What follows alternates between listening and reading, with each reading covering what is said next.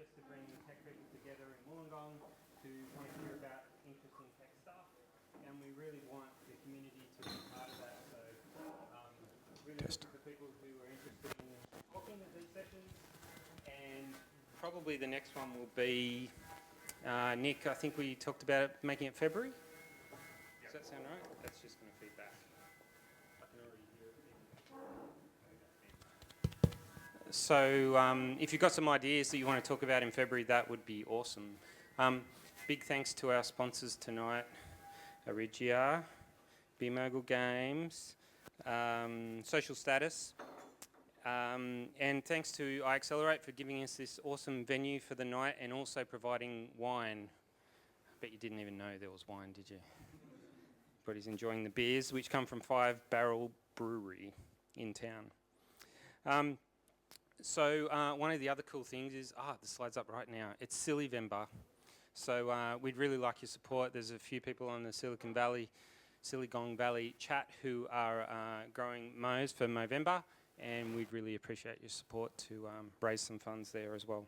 So tonight we've got a packed lineup. We've got 4 different talks. There'll be more of kind of a lightning talk sort of structure. We've got Sandon from BeerMogul, who's going to talk about AWS Lambda and web scraping and all sorts of fun stuff. Then we've got Benjamin Darbyshire from KingdomHack. We've got Sam Wighton from Accelo, who's going to talk about machine learning.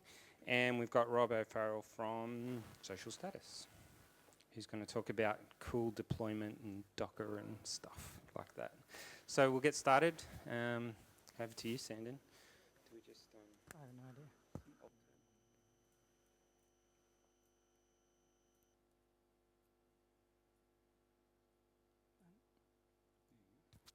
I just click to. Is this meant to be? I don't know. It sounds like it's on? Okay, that's good. Hi, I'm Sandon Joubert from BeerMogul Games. Recently, well, really recently, last year now. Oh, I don't even know. We've done a lot of web scraping off websites that. Sorry, folks.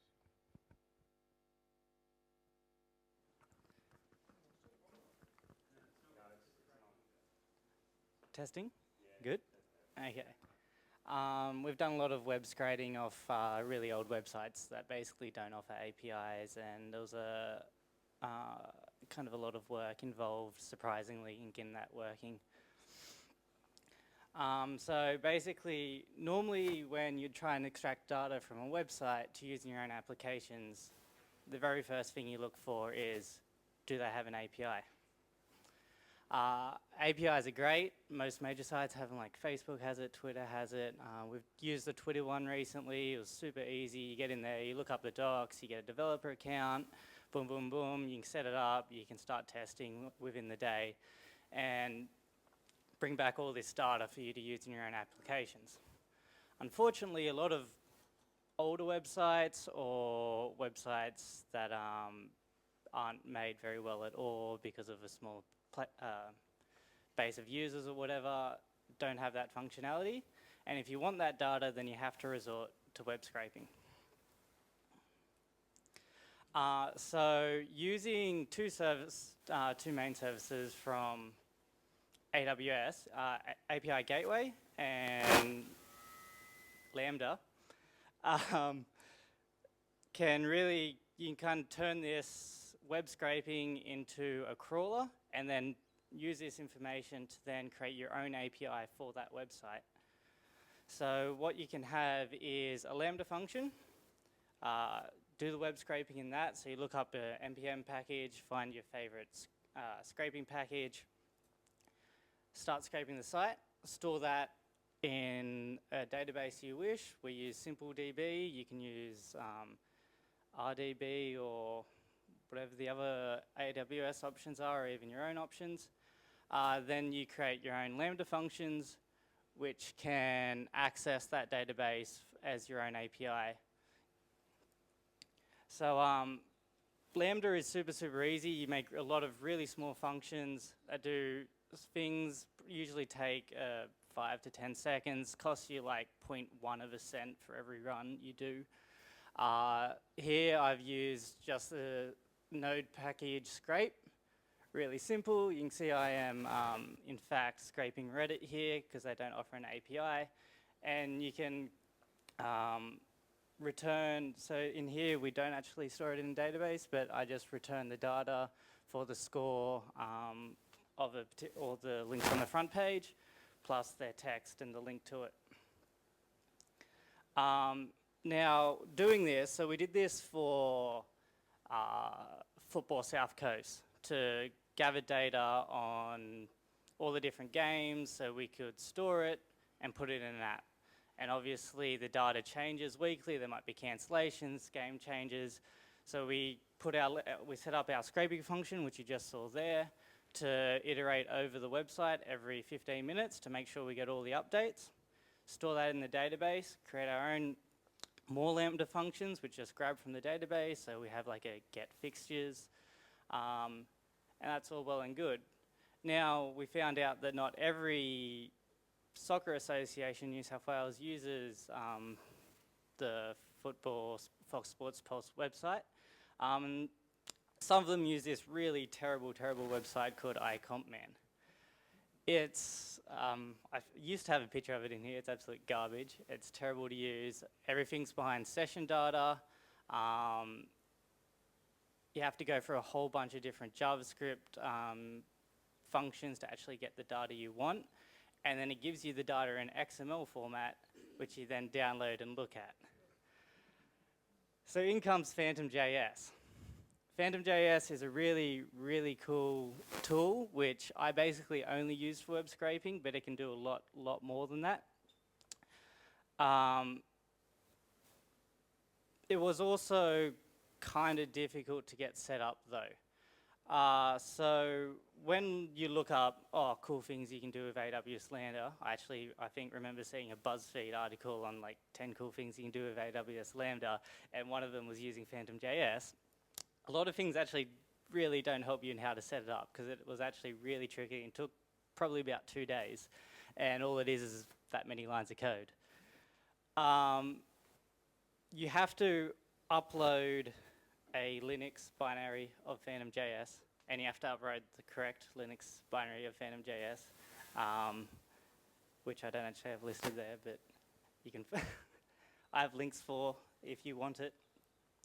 You have to then create a child process and launch that, sending in all your parameters you want to send through to it from in the Lambda function itself. And then what you get back, this child process.exec file function basically returns the standard output and the error output from that process. So to be able to get this information from iCompMan website, I had to crawl all of it with Phantom.js, basically go find this button, click it, find this button, change the value, click it, etc., etc. Then I go, okay, give me the XML, output the XML link into the standard output, and then back in Lambda, download from that link and get an XML file, which I then convert to JSON. Not exactly fun, but ended up being really easy with Lambda and Phantom.js. So basically what we ended up with is we have a Lambda function which runs continually over this website, crawling it for data, only ever updating it if there's any changes. Then we have a bunch more Lambda functions that we create as our own API, really small functions like get fixtures, get games, get team name, whatever, which we then use API Gateway to hook into, so that from our app or from our website or from our admin interface, all of them can go through that call and access all the data that we've scraped. And that is it. Thank you for listening.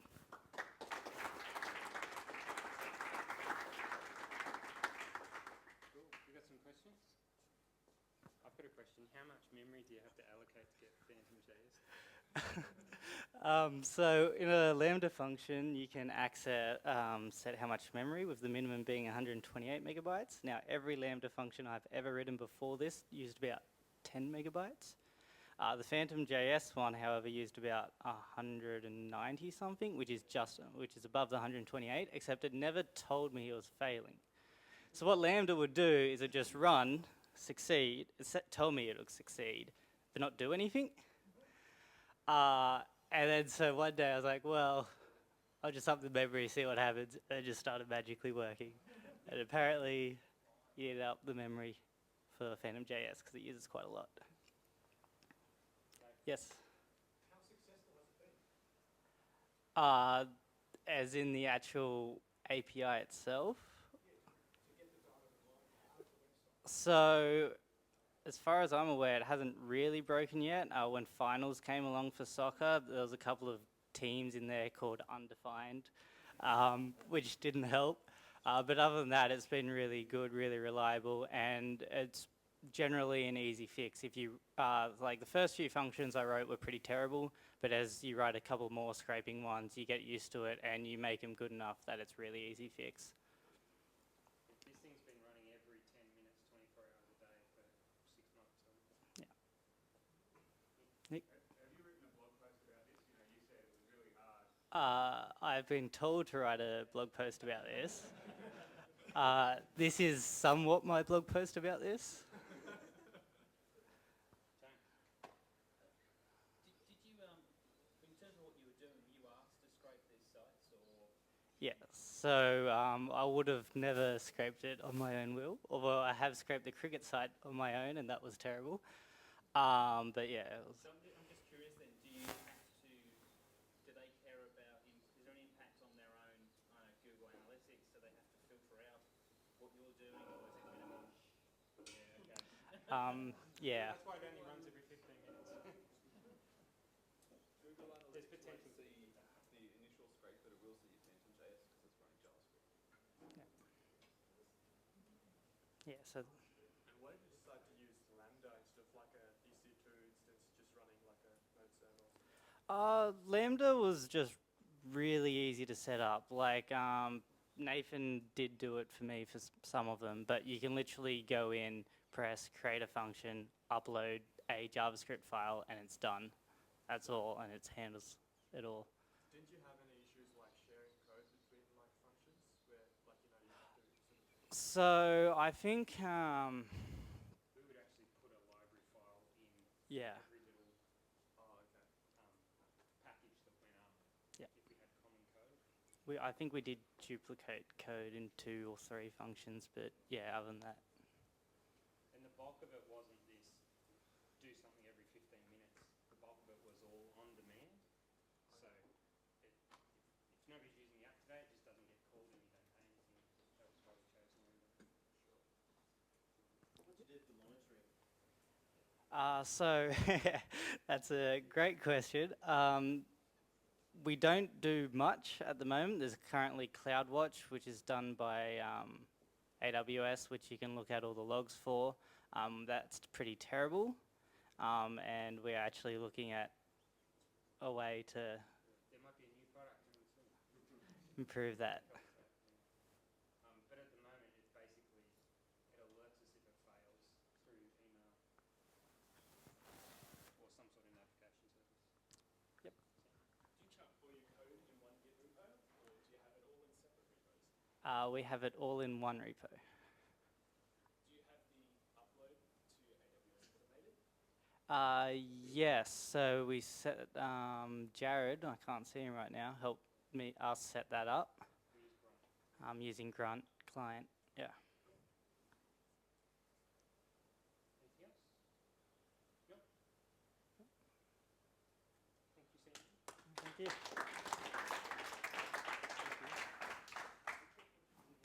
So we might get Benjamin up next.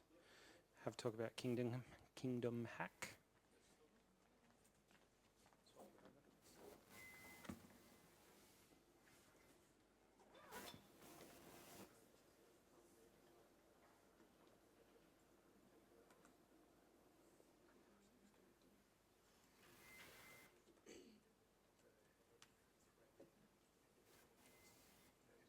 Macintosh.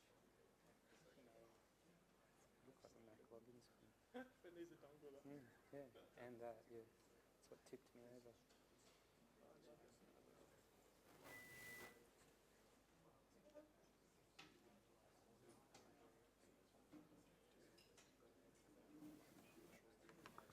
Cool. How's everyone going today? Good?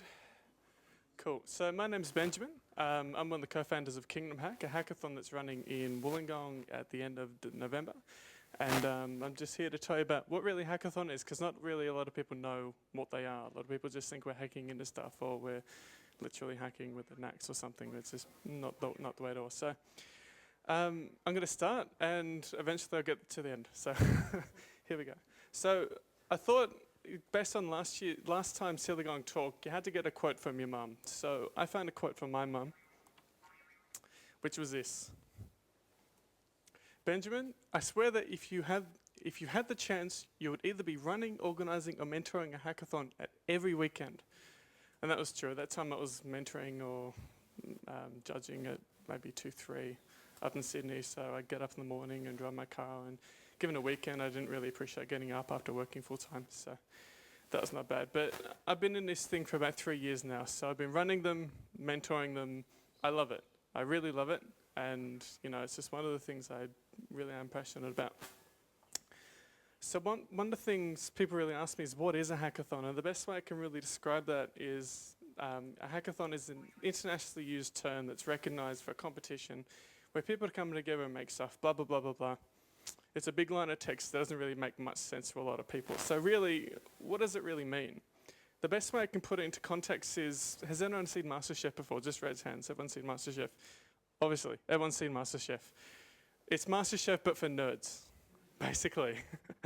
And there's really good comparisons between all of them. So there's competitors in a hackathon. There's judges and mentors, which some are harsher than others and generally friendly. There's a tangible product or outcome at the end of it. And someone wins at the end. There's prizes, and everyone just gets to have a good time. I was trying to get one with the big clock, but I didn't have enough time, because there is time limits as well, obviously, to these things. So that's really the best way I can explain that.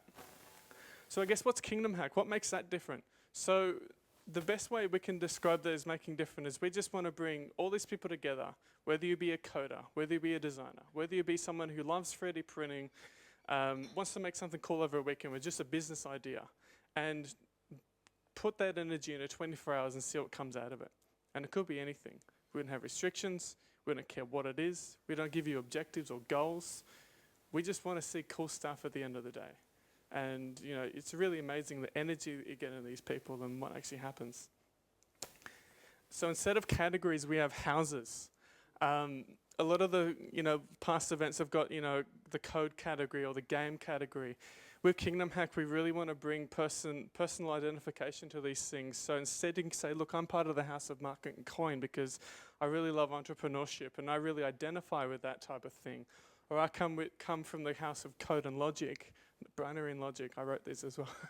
And I love coding, or we just want to bring designers or that type of thing all together in the one place.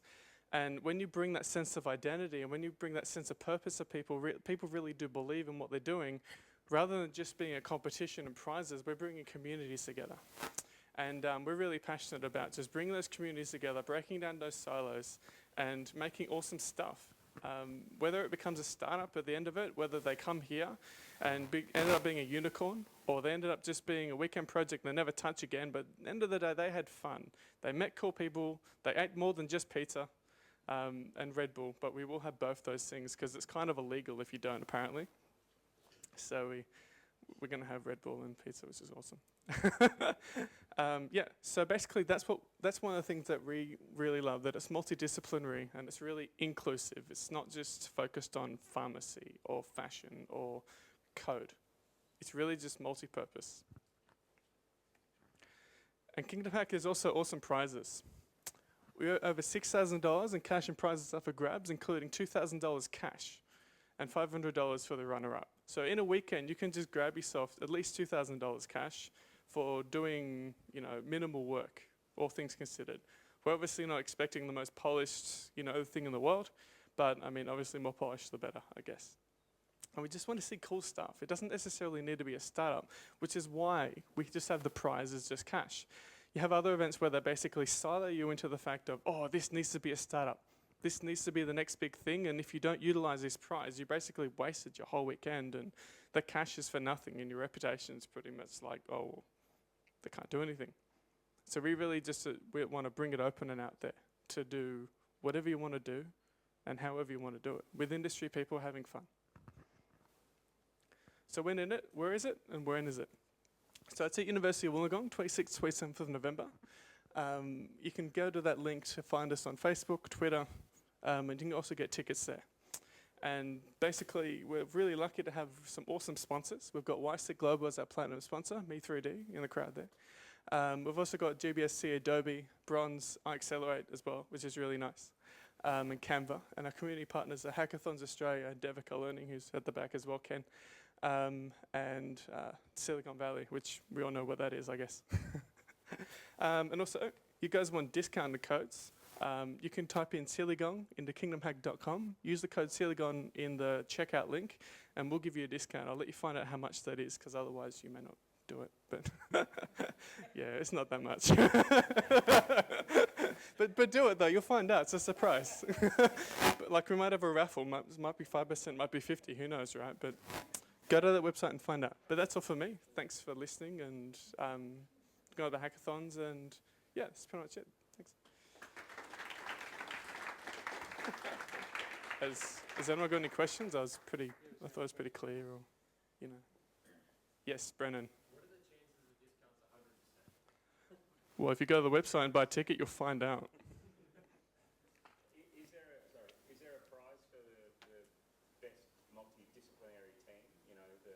You've got a marketing person, an engineer, I don't know.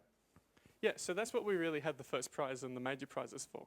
See, instead of just going, oh, the major prize is going to be the entrepreneur prize, and then if you're not startup worthy, then you're not worth it. We don't believe that.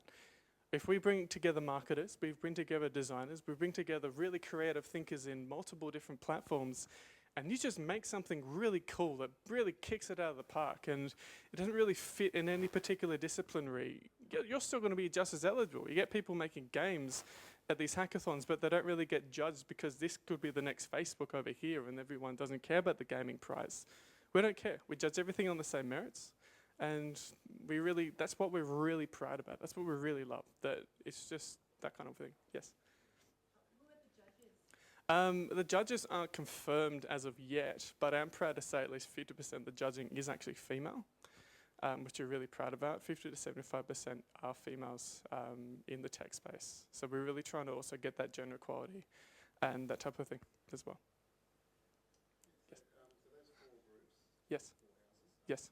So where do you track your multidisciplinary team? Someone might need someone from that house, and that house, and that house. How do you actually able to create that? So really, it comes down to the people and the meetups and that type of stuff. So if you just bring a team together, even on the day, and you go, oh, I really need someone who's good at coding. I really need someone who's good at design. We'll try to bring as many people who don't have a team together at the start, and we'll go, hey, this person's looking for this person. We'll do a bit of a speed dating session where, people can pretty much find out, probably not the right word, speed dating, but they use it down in Bega, so it worked down here. And yeah, so that's what we're going to try and do. There doesn't necessarily need if multidisciplinary doesn't need to have one of everything. You just could have 2 coders and a designer who knows how to do really good marketing stuff because he's done lots of projects in the past. End of the day, it's just meeting people. That's what we love about Kingdom Hack is that it's meeting people, bringing people together. You might find this really kick-ass guy, and at the end of it, you might hire him. He might be what you're looking for, and the facade just drops. So you're not telling them basically what you want to hear, but you can pretty much say, what flavor Fruit Loops you like in the morning, and they'll answer you, and that kind of thing. So we're just bringing people together in that way, and we just, best way to explain it. No, that's it. Okay, cool. Thanks. Thanks, Benjamin. Now we're going to get Sam up to talk about machine learning.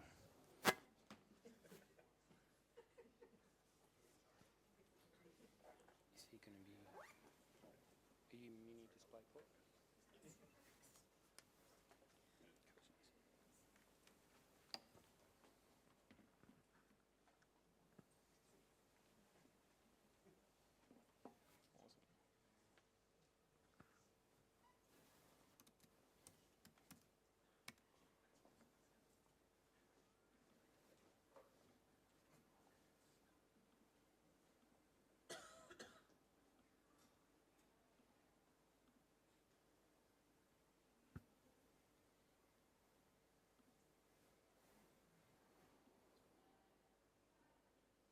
Awesome. I was on the train the other day, and one of my friends said to me, "Hey Sam, I've got a research paper that I'm about to publish. Would you like to read it?" And I say, "Of course."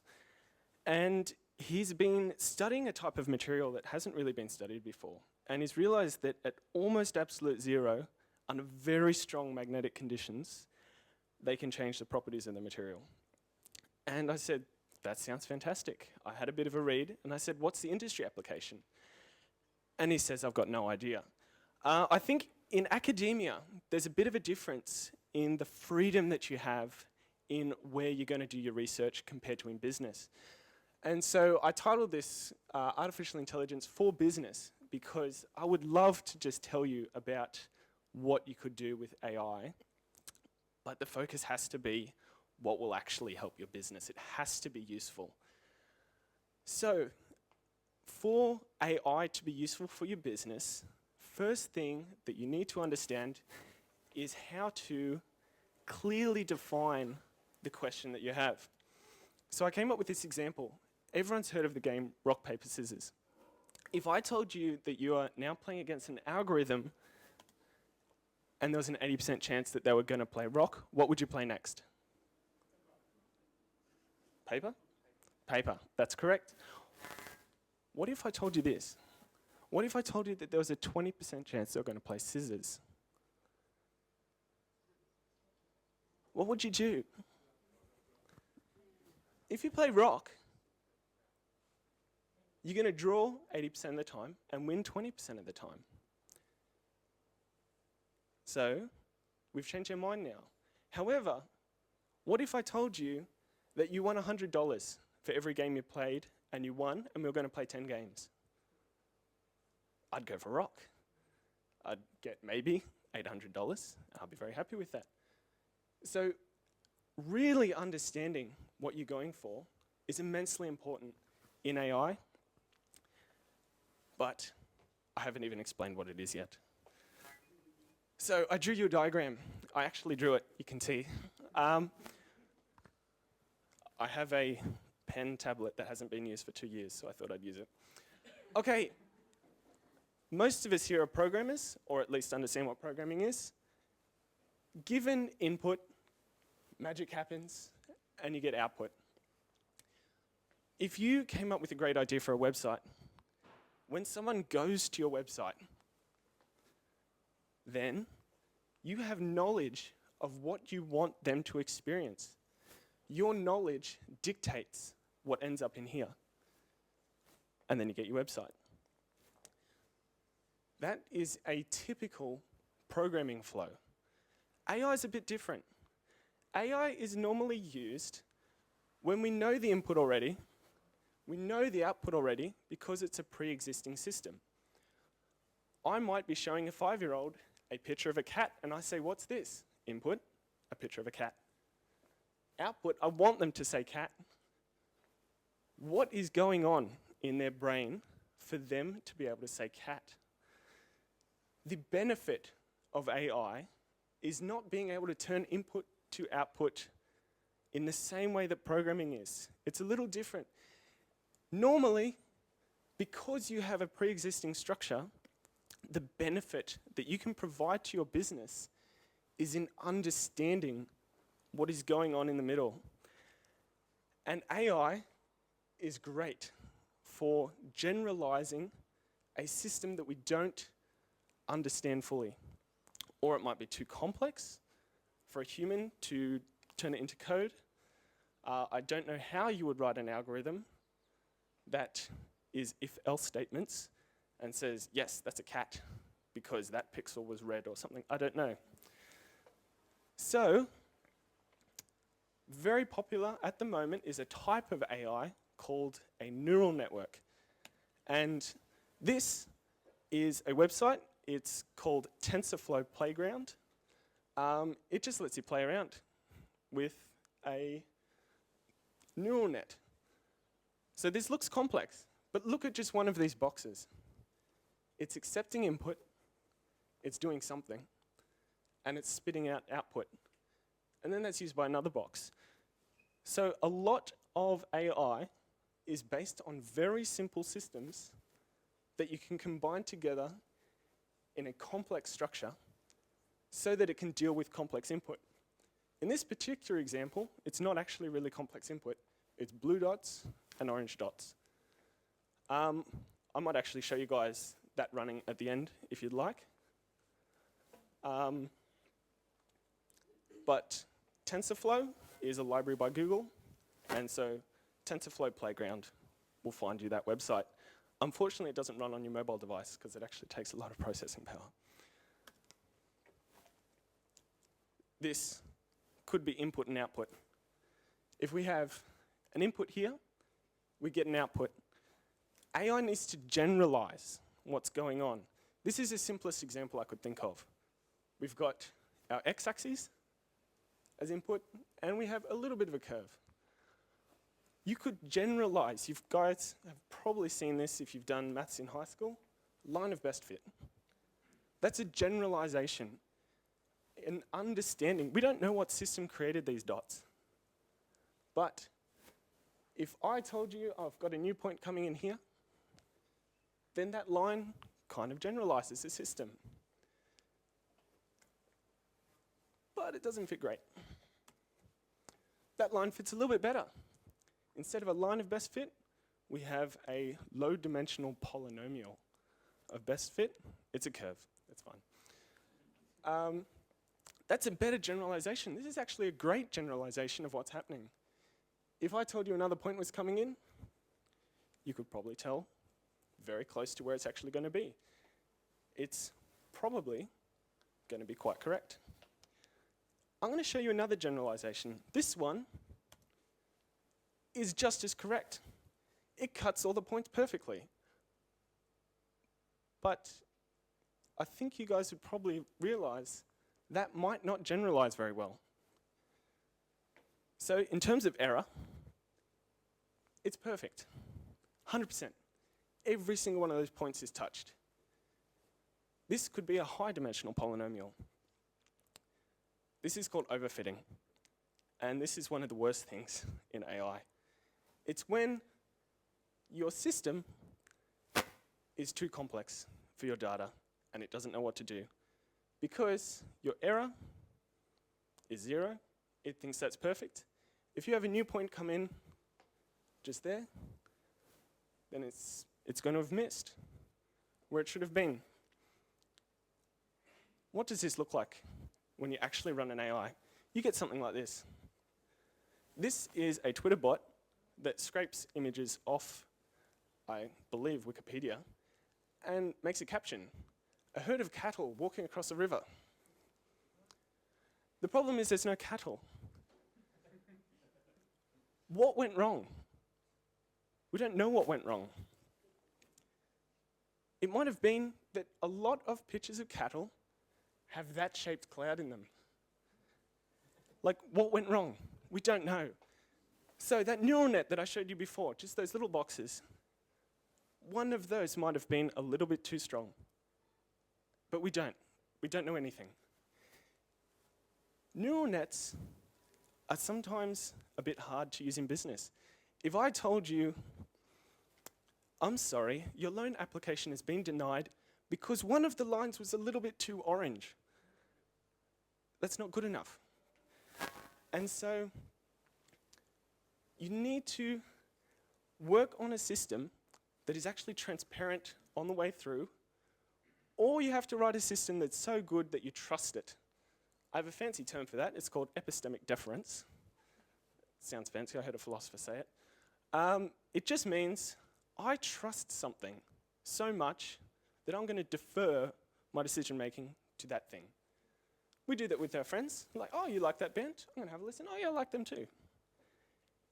How smart does an AI have to be for us to defer our decisions to it? If we get results like this, we're not going to trust it. It has to be good. I'm going to actually read what I wrote. Oh, yes. I have another example. This one's my favorite example. The US military were training a missile system to target tanks. And they decided to use AI. And they tested it. They said, this is an allied tank, this is an enemy tank, this is an allied tank, this is an enemy tank. The way you train AI is give it heaps of examples. They gave it heaps of examples. And it got really, really good. It's like, yes, that one is an allied tank. And yes, that one is an enemy tank. They're like, this is so good, we're going to test it. They launch the missile, and it panics, and it's streaming out logging data, and it's like, everything is an allied tank, what do I do? And it crashes itself into the ground and blows up. What happened? It had realized that, oh, bright, colorful, well-exposed photo taken on a good camera is an allied tank. Grainy satellite image that is black and white is an enemy tank. It had not even learnt what a tank was. It had learnt about picture quality. They launch it on a bright sunny day. It panics because everything is a well-exposed, bright-colored image because it's got a good camera on the nose of it. It panics and crashes. There's another example that Target became well known for about a year and a half ago. Target in America is quite well known for sending out focused advertising material. It's like, hey, you've been on our website. We think you might want discounts on this. Come and visit our store. Take these discounts. They sent baby clothes discounts to a teenage girl, and the parents were furious. What had happened? It was the pattern on how the girl was browsing the site that had exposed something about her to Target that the parents didn't even know yet. She was pregnant, and the parents apologized. Oh, I love that. I love that. Okay, in the real world, AI is already being used in a lot of places. Google was algorithm focused for a very long time, but TensorFlow is their AI library. It's really easy to use if you know Python. You can write a few lines of Python code, load in an image set, and it can recognize handwriting. Google uses AI to assist in your search results. In fact, they use it for pretty much everything now. They can use it for automatic image captioning that works better than that cow example, I promise. Amazon, they'll recommend you another item that you might want to buy. They actually do that in a clever way. Netflix does it as well with recommending movies. They're not looking at just the link between items. They're trying to understand you as a person and the link between the kind of person you are and the kind of items that you've been buying. And the more you use these systems, the more data they have on you and the smarter their AI can get. Facebook has a little bit of a different approach. They're not really as interested in the individual.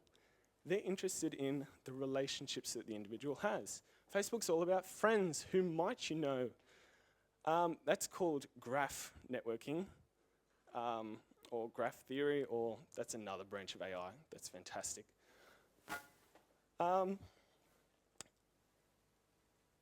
Yeah, so that's the way that it's being used. What I would recommend, if anyone's actually interested, think about something that might be helpful for your business, something that might be valuable, and check out TensorFlow. That's Google's AI library for doing a lot of their AI stuff. The problem is working with these huge amounts of data, going back to that. This, I can't count, that's about 20-something neurons.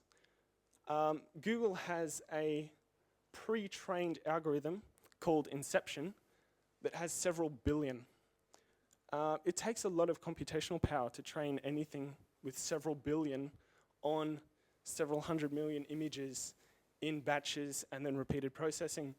So to run something like this, I would recommend, if you're actually going to be doing something of that scale,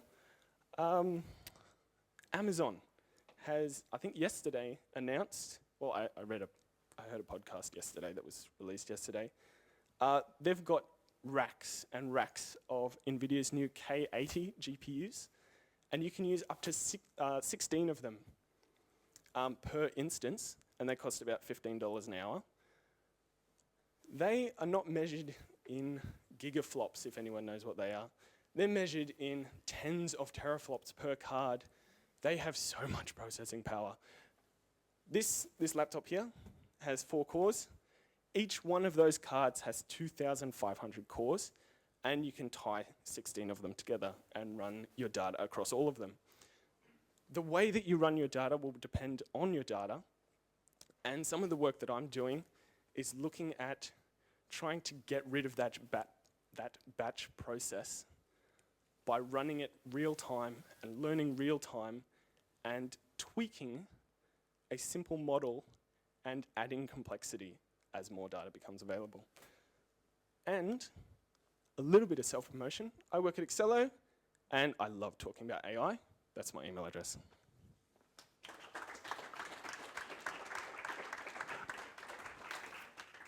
So I think we just found a use for your $4,000 AWS credit, Nick. It runs out at the end of the month. We can do some AI. Any questions? Brennan? Sam, one is your Twitter. What's your Twitter? Oh, Twitter. I retweet other people on Twitter, but yeah, you can send me a message there if you'd like. It's Samuel Wighton. I think everything's Samuel Wighton or Sam Wighton. I just followed that pick desk bot as well. It's hilarious. Like looking through this training. Yeah. So you use Tensorflow and Accelo? Nothing. I do AI as a side project. I do market trading, and I do audio analysis, and I do a little bit of image stuff as well. But I've been an audio technician for far longer than I've been a programmer, and so I'm using AWS to host audio stuff in the cloud.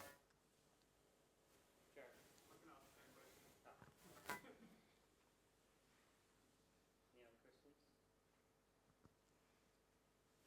Nick? If I come up with a question and I got $4,000 in AWS credits, KingdomHack is on the 26th, 27th, 3rd of November. Will you pay with me? Do it. Yep, sounds good. Deal. Got to consume them all in 24 hours.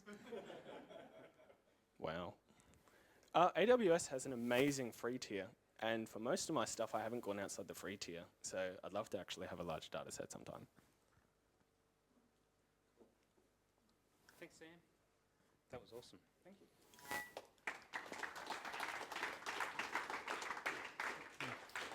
I think they actually, I was listening to the AWS Tech Chat podcast, and they actually have some open source data sets, like very, very large data sets of image, like satellite imagery and other data, which could be kind of interesting to crunch.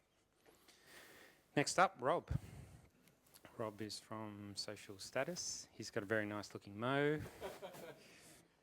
He's going to talk to us about deployment. Do you want straight to HDMI? No, that's not. You need to spend- Yeah, this side. No, okay. Hopefully I won't get tangled in it.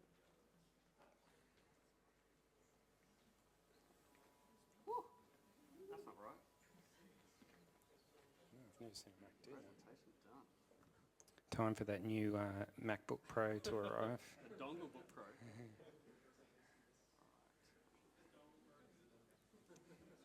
Yeah, it's all the dongle's fault. It's a $4,000 dongle.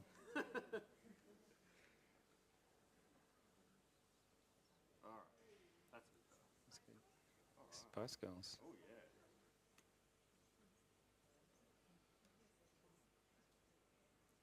It's Movember Spice Girls. That, Oh, you're saving it.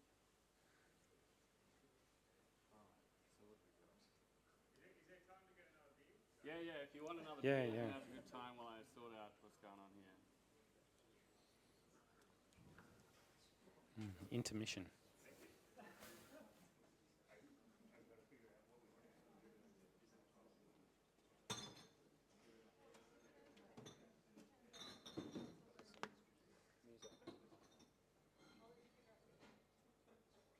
get all these windows off the screen.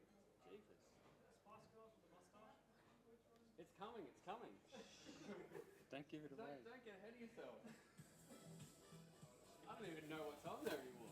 All right, let's close some things. Let's close that and that and that and that. Definitely don't need that.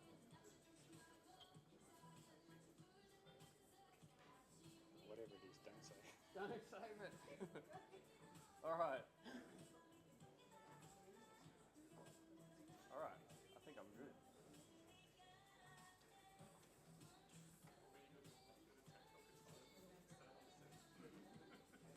All right. Woo. Finally.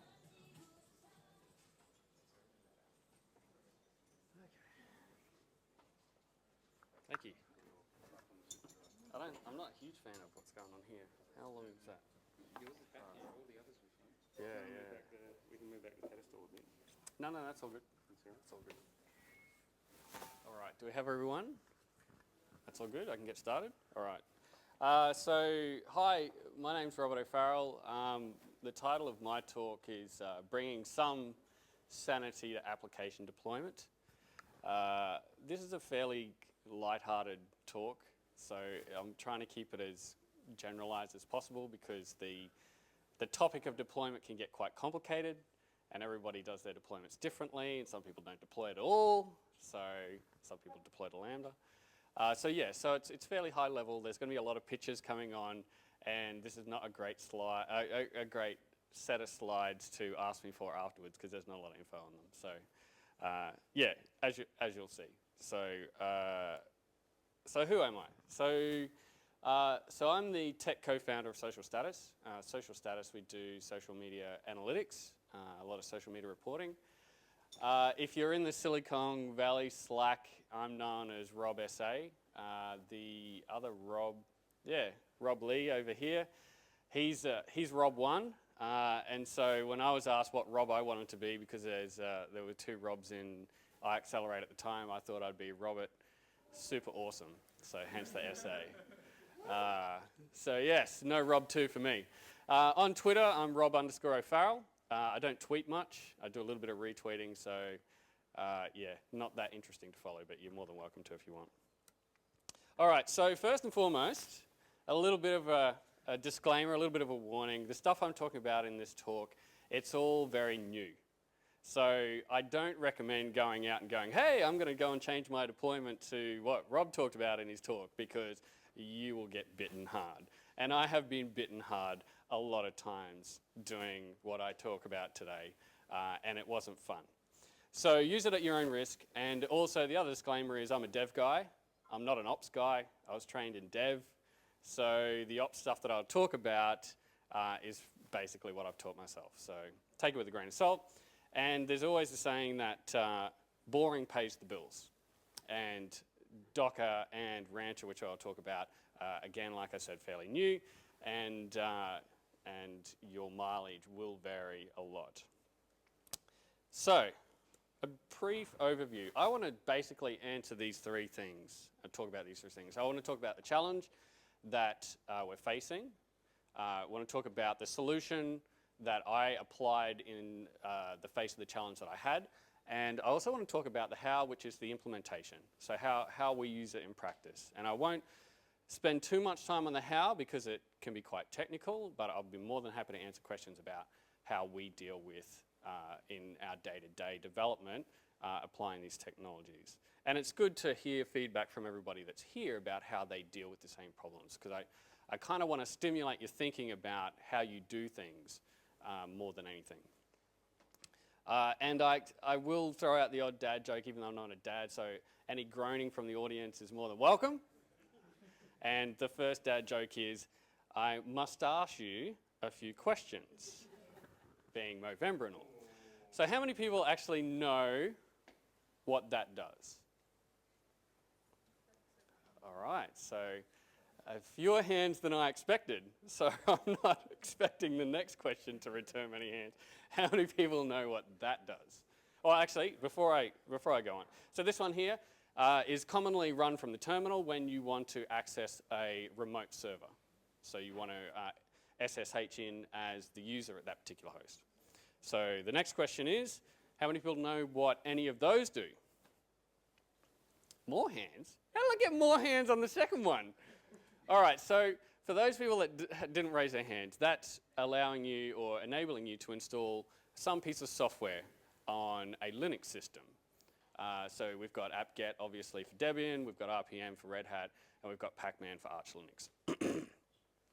So last question is, and this one may bring back bad memories for some people, how many people know what any of those do? All right, so we've got a fewer hands on there. So generally, these commands are run when you're in trouble. Something has gone wrong, usually to do with one of the hard drives. So moving on, let's talk about the why now that we've got that. So basically from the audience, we're looking at less than half of the people here kind of knowing what those commands did. So it's a good reason to keep things fairly high level. So why? So what's the why? What's the motivation for this talk? So I think this pretty well much sums it up. The website is down. Now, if you've been a dev or you've done any ops, then that's kind of a terrifying statement. So your boss has come into you and said, the website's down. So the way that I look at it, this statement is proportionally terrifying to the complexity of your deployment and how much you've been involved in the configuration of that deployment. So for those people out there that have had or been privileged enough to be in a team that's got a dedicated ops department, it's probably not that terrifying if you're a dev person. But for me, I came from a small company background, and generally I was doing the ops and I was doing the dev at the same time. So it was a fairly terrifying statement for me.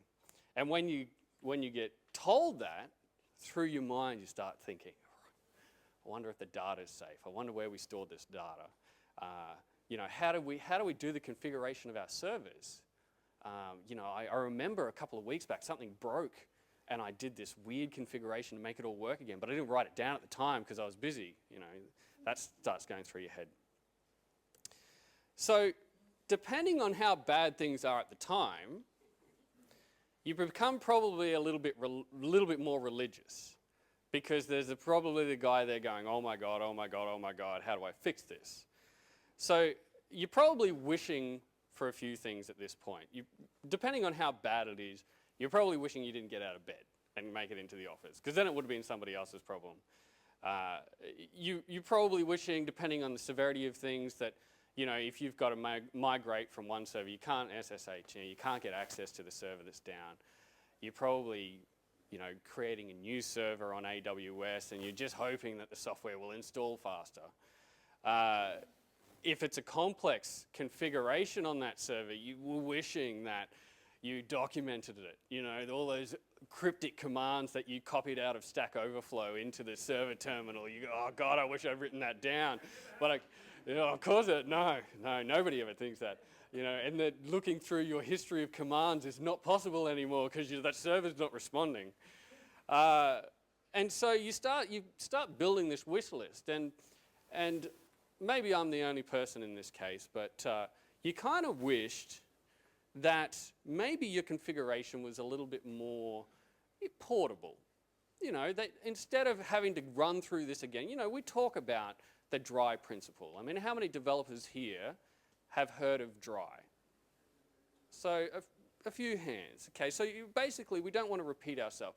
And we enforce that when we write our code. We don't want to be copying things across. We don't, because, if we make a change here, it might break over here. But we don't think about that in the sense of our deployment. We don't think about that in our infrastructure. And that's quite important. So we usually get to this point, and this is a bit of a shout out to ME3D for Fletch there, that I'm not a procrastinator. I just prefer doing all my work in a deadline-induced panic. And that's how we recover from systems going down. You know, we're in panic mode. And by the time that we've gotten through that stage and we've got the server back up and our boss is asking for, you know, a post-mortem of what went on, you know, we're saying to ourselves, oh, I'm never going to get into I'm not going to get myself into that position ever again. And then something else comes across your desk and you start working on that. And you never really get around to structuring things or doing things the way that you want to. So for me, I'd done that enough times. I was getting sick and tired of being in that position. You know, it's a terrifying place to be in, and it kind of rattles you a bit as a professional. So let's move on to the what. How did I start solving this problem? So first and foremost, I wanted to put in a solution where I only had to configure something once. I didn't have to keep doing this every time. If I wanted to scale a web server, I didn't have to go to that new web server and type in the same set of commands to set up that same bit of software. I only wanted to do it once. So I started looking into Docker when it was fairly new on. Now, some people may not get this particular meme. You've probably seen it before, but this one particularly resounds with me. So Docker, also known as, and I like to call this application inception. So how many people have seen the movie Inception? So more people, that's excellent. So going into a dream within a dream, and Docker is a virtual machine within a virtual machine, if you want to loosely think about it like that. So on Docker's website, they like to say that it enables developers and IT admins to build, ship, and run any application anywhere, which is a nice marketing term, but it's not exactly true. I like to think of Docker as lightweight VMs. So anybody that's had anything to do with AWS and maybe Zen or anything like that kind of gets the idea of VMs. They're just software computers, essentially. I'm sure that there's tech people out there that are going, I can't believe you just said that, Rob, because that's a horrible, generalization to make. But for people who aren't kind of familiar with this, they're basically, lightweight computers. And Docker kind of makes that as lightweight as possible. Now, the funny thing about this for me is that, that the Docker within a Docker, it's if you're operating within Docker, you're probably about 3 operating systems deep at that point. If you're running it on OS X, you've got, the Mac operating system, and then you're running Linux on top of that, and then you're running Docker on top of that. And if you're running it on AWS, then you've got AWS's bare metal. It's running a Zen hypervisor on top of that, and then you're running Docker on top of that. So I find that quite amusing, but I may be the only person in the room that finds that amusing, which is probably saying something about me. So let's talk a little bit about the nitty-gritty. So Docker basically it encourages you into a better practice of software configuration. So what we do is we build images in Docker.